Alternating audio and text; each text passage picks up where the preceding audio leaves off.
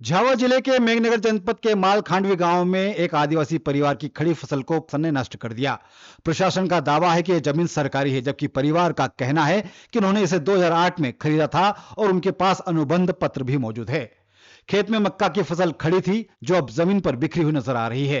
परिवार की मेहनत और आजीविका का स्रोत बर्बाद हो चुका है। महिलाओं के आंसू नहीं थम रहे हैं और किसानों की मायूसी इस बीच बड़ा सवाल उठा रही है कि अगर यह जमीन सरकारी थी तो फिर इसे शैतान को कैसे बेचा गया। परिवार का आरोप है कि पटवारी, गिरदावर और तहसीलदार ने मौके पर पहुंचे और बिना किसी पूर्व सूचना के उनकी फसल को जमीन पर गिरा दिया। दूसरी ओर प्रशासन ने जमीन पर सरकारी बोर्ड लगा दिया है।